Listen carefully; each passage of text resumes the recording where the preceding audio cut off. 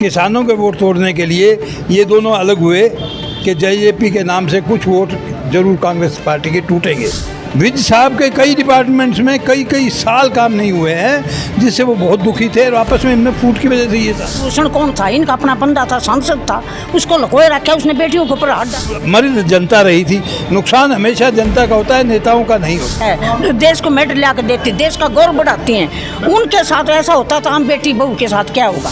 आप सही में मानते हैं क्या हरियाणा प्रदेश सुरक्षित नहीं है? बिल्कुल सुरक्षित नहीं है। इस सरकार के अंदर कोई सुनवाई नहीं है किसी की। सारे अपराधी भयमुक्त है। जो आपने सवाल पूछा था, जनता पूरी तरह से भयग्रस्त है, कहीं भी कोई सेफ नहीं है। अच्छा, आप एक महिला हैं, पहले आप अपना नाम वगैरह बता दीजिए। मेरा नाम श्रीमती कृष्णा दुग्गल है। मैडम, जिस प्रकार से अगर भाजपा सरकार की बात करें, बेटी बचाओ बेटी पढ़ाओ जैसे नारे देती है, तो क्या लगता है कि ज़मीनी हकीकत कुछ और है? कुछ भी नहीं है। ये लंबी लंबी न्यूज़ छोड़ते हैं, झूठी सरकार ये प्रत्यक्ष को प्रमाण की ज़रूरत नहीं है। जो हमारी जो ना साक्षी मलिक फोगाट जी बैठी थी, इस देश को मेडल लाने वाली, इस देश का गौरव बढ़ाने वाली पहलवान महिला है।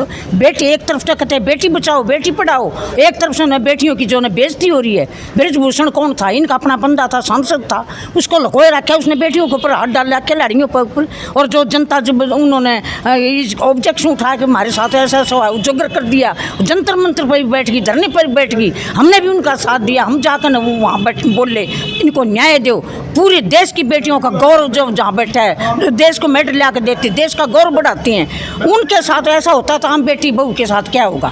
बिल्कुल जी बाबू जी, क्या करता? मैं कह रहा था कि कल जो ये ड्रामा हुआ है सारा, ये एक इनका रचा हुआ ड्रामा था कि किसानों के वोट तोड़ने के लिए, कांग्रेस पार्टी से किसानों के वोट तोड़ने के लिए ये दोनों अलग हुए कि जेजेपी के नाम से कुछ वोट जरूर कांग्रेस पार्टी के टूटेंगे।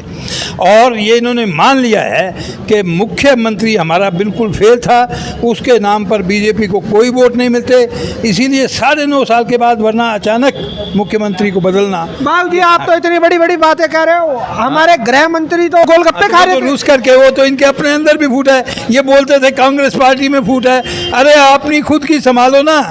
मीडिया हमारी ही बताता है, इनकी फूट नहीं बताता। तो क्या कहना चाहते हो? ज्यादा फूट इनमें। गृह मंत्री और जो हमारे पूर्व सीएम रहे हैं, तो क्या इनके बीच में फूट है क्या? सीएम, हाँ बिल्कुल सीएम। ये तो हमेशा से जग जाहिर है। ये तो हमेशा थोड़े थोड़े दिनों के बाद ये रिपोर्ट आती रही है कि वो इधर रूस गया, वो इधर रूस गया।